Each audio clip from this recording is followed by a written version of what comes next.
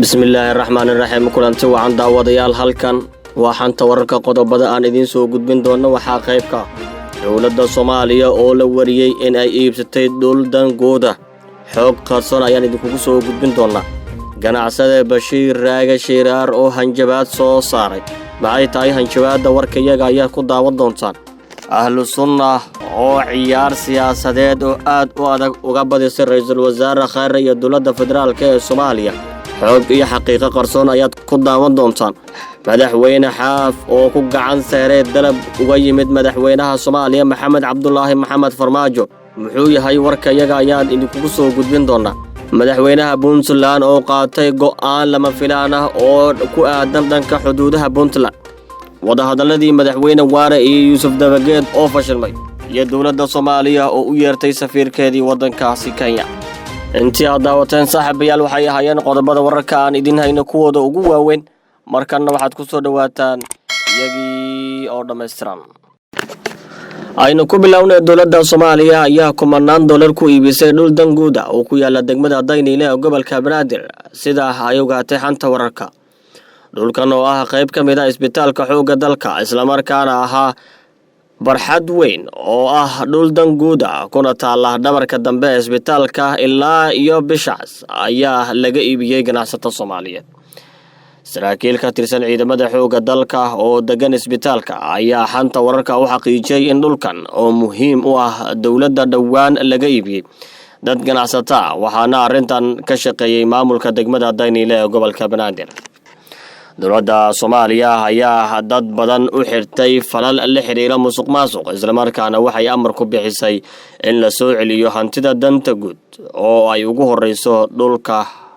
iyo hantida kale ee maguurtada ra'iisul wasaaraha xukuumadda Soomaaliya Xasan Cali Khayre ayaa la sheegay in uu wax ka ogaa iibinta dhulkan mas'uuliyiin ka tirsan maamulka degmada Daynile ayaa sidoo kale u sheegay xanta wararka in dowladda Soomaaliya ay iibisay dhulka barxadda ee ku yaala dhabarka dambe ee isbitaalka xoogga dalka isla markaana uu ku eg yahay ilaa iyo xarunta bishaas ee agagaarka isbitaalka arrintan waxa ay qayb ka tahay musuqmaasuq la sheegay inuu ka jiro xafiisyada dowladda waxaana maalmihii dambe isa soo tarayay wararka sheegaya in dowladda Soomaaliya ay bilowday bixinta iyo iibinta dhulkii danta guud oo ay weligeed sheegi jirtay in ay tahay lama taabtaan sidoo kale arrintan ayaa waxaa lagu sababeeyay in dowladda Soomaaliya ay baahi weyn u qabto dhaqaale xoog leh maadaama uu gabagaba marayo waqtigii dowladda isla markaana ay doonayaan madaxda qaranka in dib ay ugu soo laabtaan hoggaanka dowladda Soomaaliya muddo xileed kale ganacsadaha caanka ah Bashiir Raage Shiraar sidoo kalena ka tirsanaa hogaamiye kooxoodii dalka Soomaaliya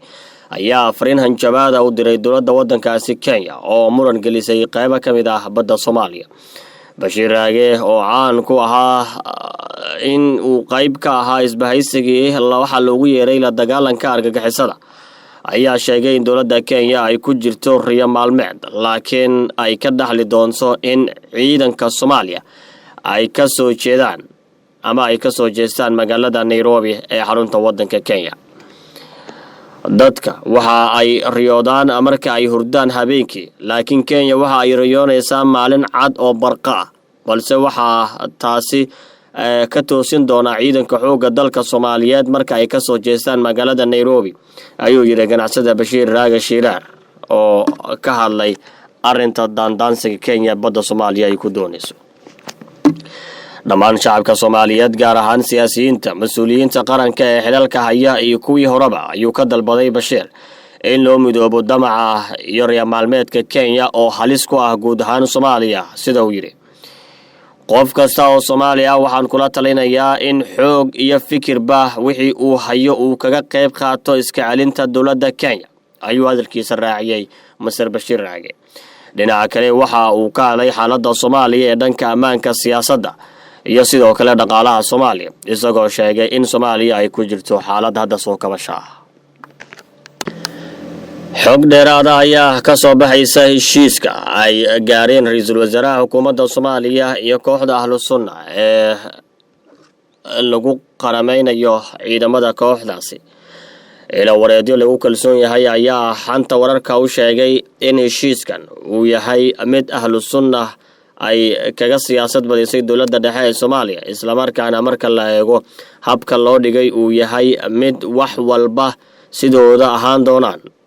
balse ahlu sunnah ay ku heli doonto lacag. heshiiska ayaa la sheegay inuu yahay in ahlu sunnah ay ciidamadeeda iyo hubkeeduba ay heesan doonto balse magac ahaan la hoosgeyn doono dowladda si ay mushaar ugu hesho. waxaa sidoo kale la isla gartay in taliyayaasha hadda maamulada ciidanka ahlu sunnah ay sidoodii usii joogi doonaan laakiin taliyaha guud laga soo magacaabi doono magaalada Muqdisho. taliyaha imaan doona ayaa lagu sheegay in uu noqon doono shakhsi caqiidadiisa wanaagsan tahay taasoo macnaheedu yahay in uu noqdaa taliyo aaminsan caqiidada kooxda ahlu sunnah xulashadiisuna iyadoo ay qayb ay ka noqoto. sida aan xogta ku helayno ahlu sunnah ayaa heshiiskan gashay iyada oo qorshaheedu yahay in ciidanka ku jooga magaca dowladda federaalka ee Soomaaliya si ay dowladda dhexe ee Soomaaliya u bixiso mushaaraadka ciidamada ahlu sunnah. ahlu sunnah ayaa sidoo kale iska diiday in ciidamada kale ee dowladda gaar ahaan guutada 21 in lagu soo diro ciidamadeeda. isku soo duuba waxay u muuqataa in ahlu sunnah ay ka ciyaar badisay siyaasad ahaan ra'iisul wasaare Khayre oo arrimo badan oo dowladda aan dan u ahayn ogolaaday sida uu xaqiijiyay in safarkiisa gobolada dhexe aan loogu qeexin mid fashil ku soo dhamaaday. madaxweynaha maamulka Galmudug Axmed Ducaale Geelle Xaaf ayaa diiday in uu aqbalo codsi kaga yimid madaxweynaha Soomaaliya Maxamed Cabdullaahi Farmaajo oo ku aadanaa doorashadii dhowaan ka dhacaysa maamulka Galmudug deegaanadiisa. Xaaf oo Muqdisho ku sugan ayaa madaxweyne Farmaajo la kulmay waxaana la soo bandhigay laba qodob oo mid uu yahay in uusan isku soo sharxin doorashada dhowaan la filayo inay ka dhacdo maamulka Galmudug iyo kan labaad oo ahaa in dowladda uu kala shaqeeyo inay dhacdo doorashadaasi.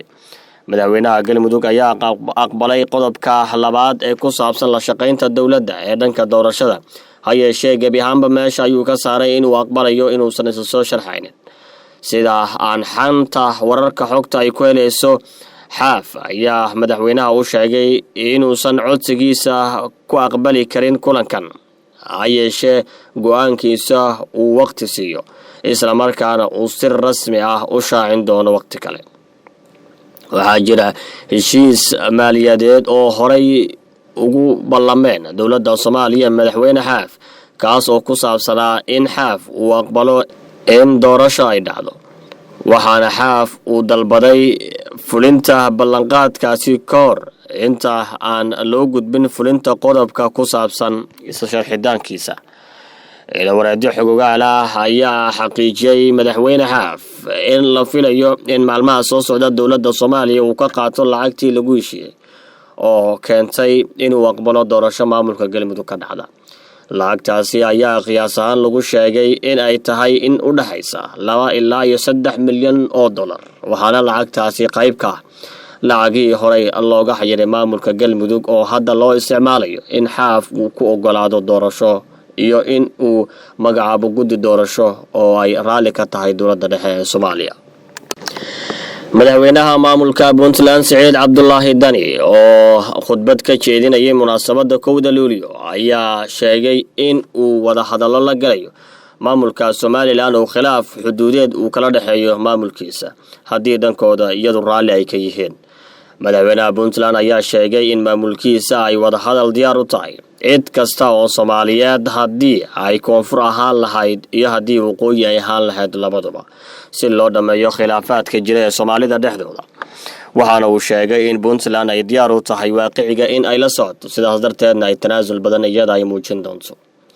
hadday tahay waqooyi iyo koonfur labaduba xitaa galbeed cid kasta ayaan diyaar u lanahay inaan la gadalno wada hadal toosinaya Soomaalida ayuu yiri madaxweynaha Puntland.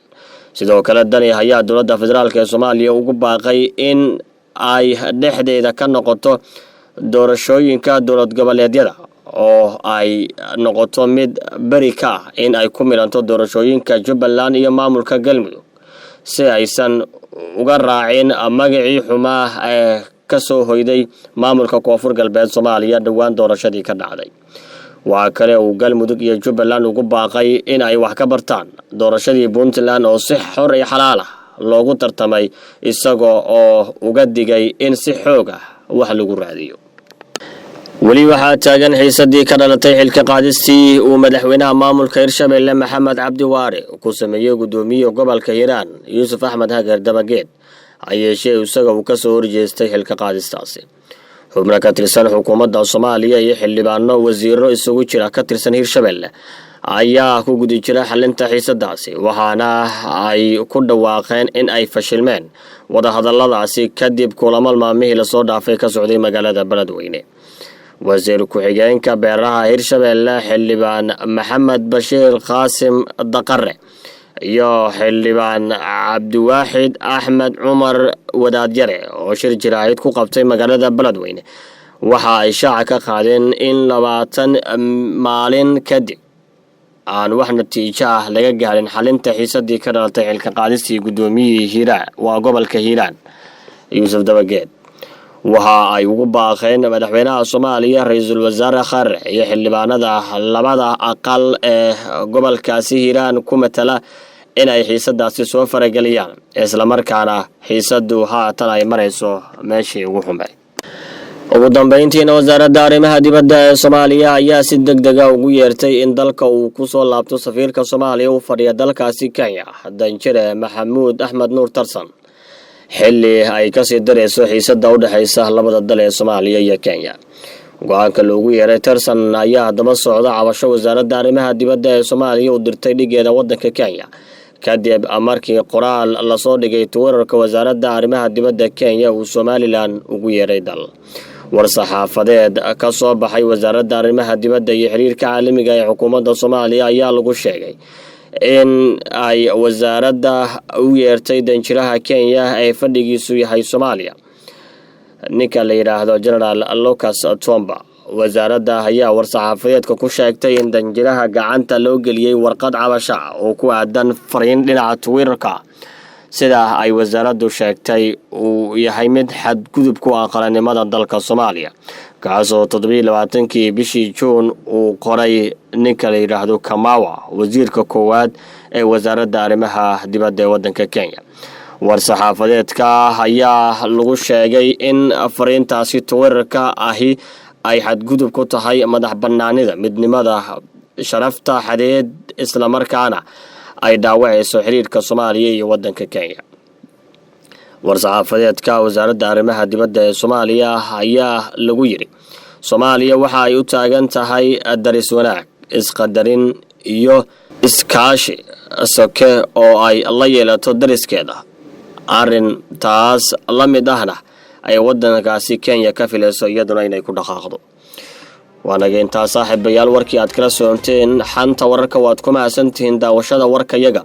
waan idin xasuusinaynaa haddii aad tahay qof ku cusub oo markii ugu horeysay aad daawanayso channelkeena fadlan subscribe dheh like ta si haddii aad ka heshay muuqaalkan qaybta hoose aragtidaada nagula wadaag.